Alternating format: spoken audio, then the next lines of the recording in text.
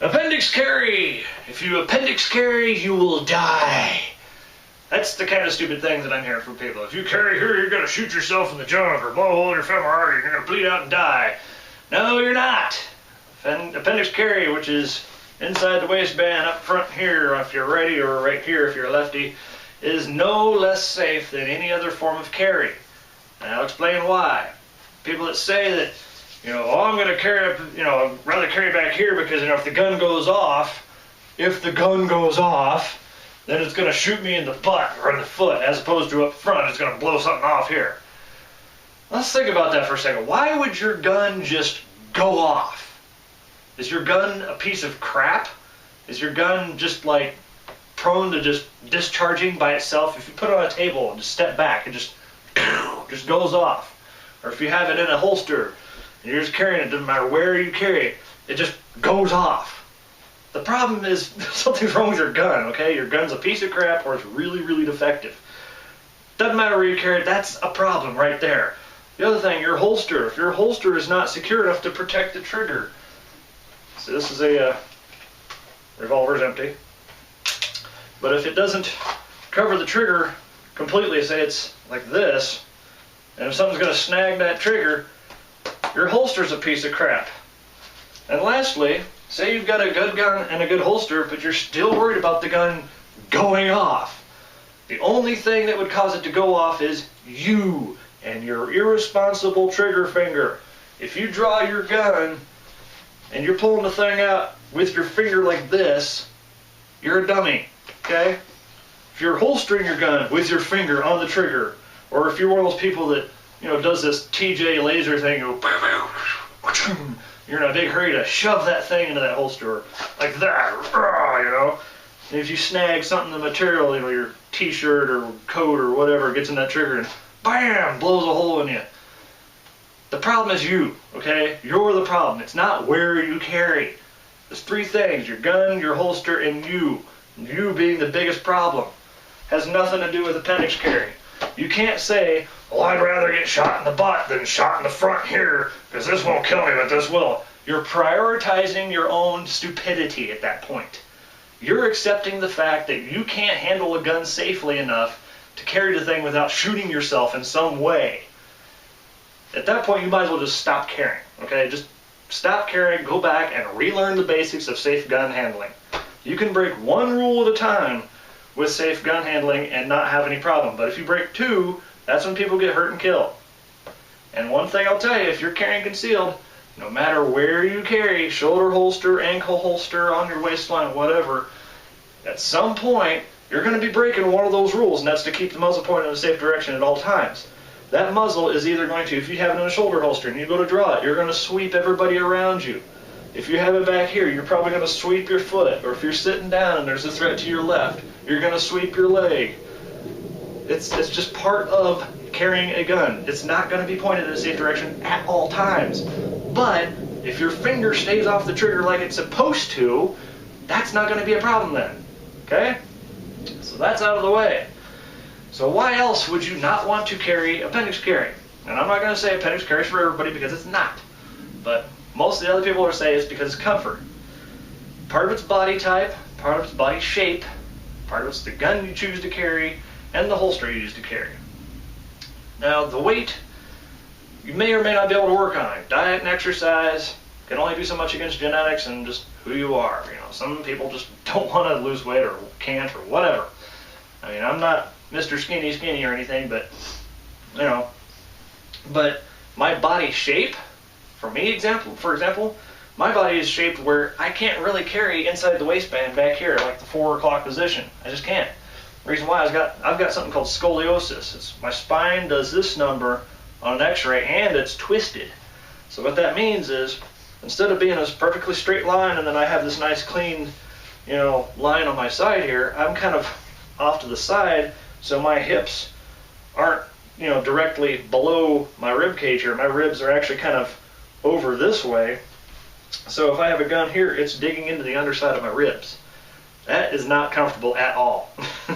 Another thing I don't like about that is when you have inside the waistband here, if you don't have a back problem, is this is not a forgiving area. This is your hip bone. This This doesn't have any give to it. It is bone. And so when you have a gun back here, it makes everything else on your entire waistline tight because it draws that belt tight. Because this isn't giving, so it goes for where the give is, and the give is in your belt. If you carry up front, an appendix carry, your stomach has give to it. This is soft tissue here. You can carry a pretty thick gun. We're talking Taurus Judge, or this is just a this is a Taurus Tracker, but this is exactly the same cylinder size, same overall length, and this will carry comfortably up front. Up front here, the appendix carry. Now, I'm wearing a lighter colored t-shirt than I normally am, and I'm doing that on purpose so you can see where all this stuff is, because the last time I tried to film this with a black t-shirt, you couldn't see all the little printing things and stuff. But, I mean, I can carry a pretty thick, you know, pistol or revolver up front here, and my stomach gives a little bit here, as opposed to having to, you know, loosen up or wear a really wide belt or pants that are like 2 sizes larger or anything. So it gives you more choices of what you want to carry up front.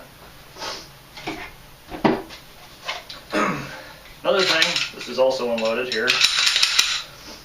Another thing is it keeps it more to your center line, makes it quicker to access, because if you're having a gun back here, your elbow and your whole arm have to move to get that. You have to do this number to get it.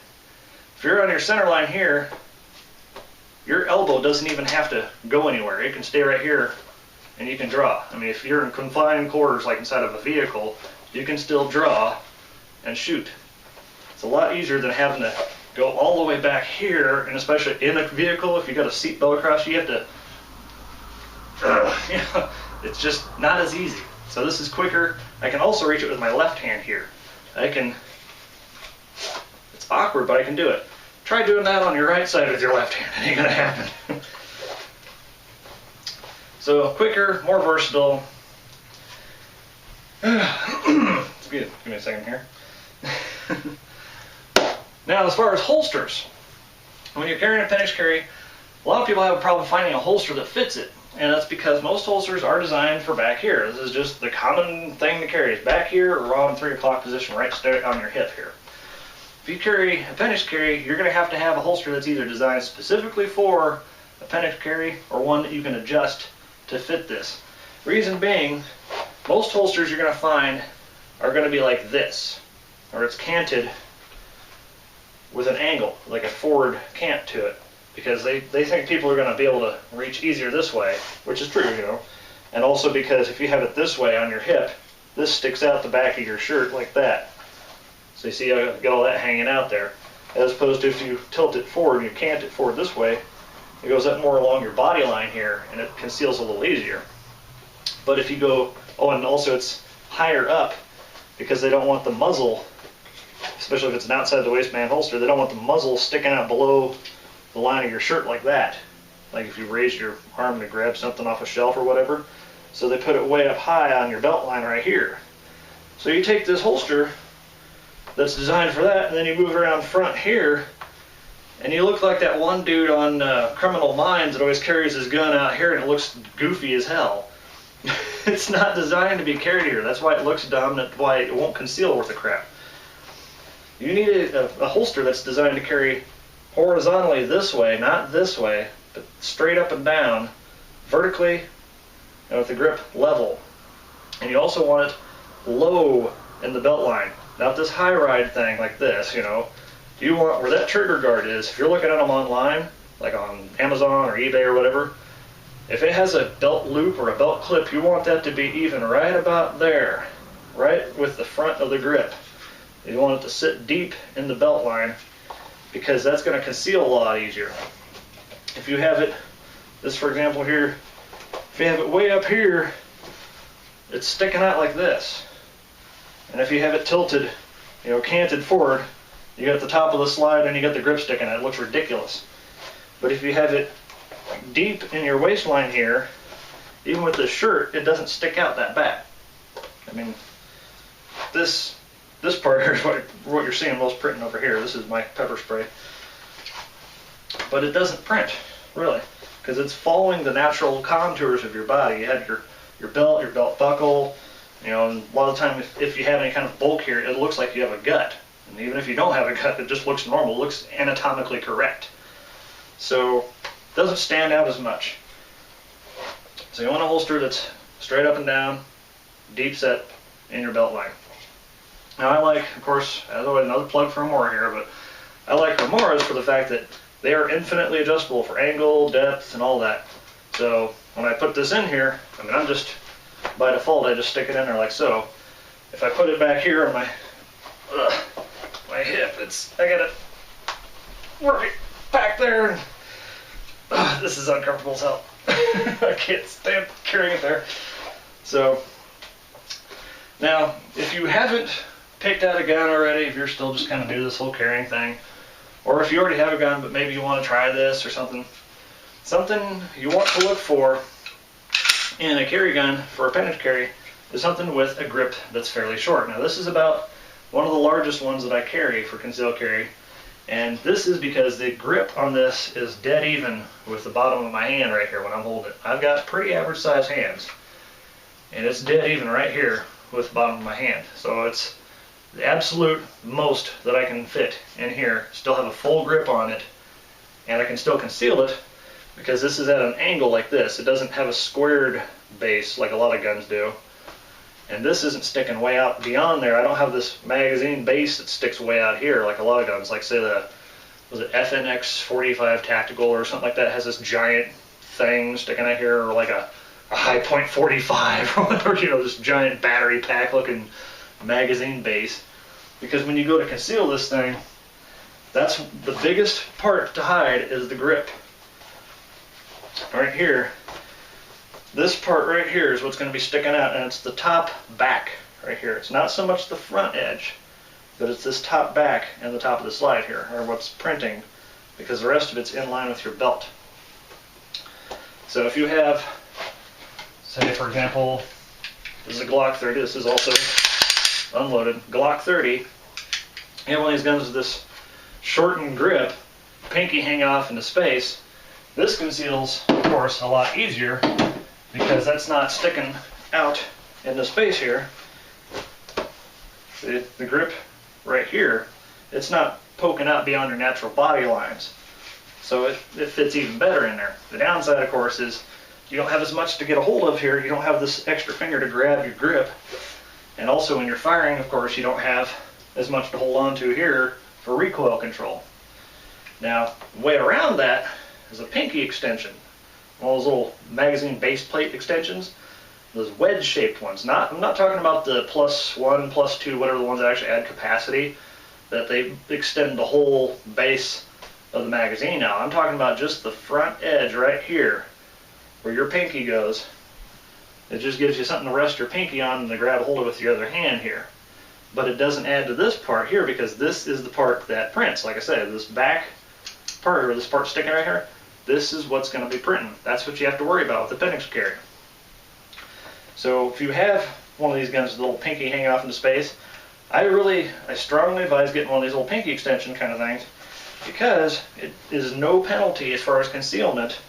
It prints exactly the same. If anything that's going to show is just going to be the same amount as if you didn't have that extension, but you have more for drawing and for control to get a hold of there. Now with revolvers, if you're a revolver guy, 4 inches is kind of a big gun, really. I know they make 6 inches and more, but at least with appendix carry, and some people might be able to do more than this, but even a 4-inch, it's kind of hard to hide. And because it's got, for one, it's got an overall length that's longer than this. This is a 4-inch barrel. This is a semi-auto. Same barrel length, but see, look at the overall length. Side by side, you're looking at about another inch because of the way this is shaped, because of the grip. So you got more to hide. So when you go putting this in there and you're trying to hide the grip of this, it has to go deeper in. And then you run into another problem with this. Something you have to consider with carrying appendix carry is barrel length. 4-inch revolvers and 5-inch semi-autos and larger are a little more difficult, not saying impossible, a little more difficult to live with for appendix carry because, sorry guys, it's poking into your business right here. When you're sitting down, it kind of stuff gets crammed in there because it's all the way down here. Okay, so when you're standing up, it's not a problem, but when you sit down, squish, it kind of mashes your business there. But you have to get it in there deep enough to hide this part, because this is what's going to be sticking out. So I don't really carry revolvers a whole lot because of that, because even a 4-inch barrel, which is a average to medium size, is still pretty dang big. Now if you go with a 2-inch barrel, they usually have a shortened grip, like a little J-frame Smith & Wesson snubby, or like my Ruger LCR. It cuts off right here, and your pinky kind of tucks underneath the grip there. It's still a comfortable grip, but you only got 2 inches of barrel there. So something like this, a 357, you pretty much get no benefit out of the 357 Magnum load because all that powder burns outside of the barrel. There's not enough barrel to take advantage of that. Whole other story, but anyways, revolvers, other than snubbies, don't really work too well for appendix carry. And if you're just set on a carrying a revolver and you've got to carry something big, it might not be for you. I mean, if you can pull it off, more power to you. But for semi-autos, it works great. I mean, this is, like I said, a Glock 19 sized pistol, which is mid-size, and it conceals pretty easily. So,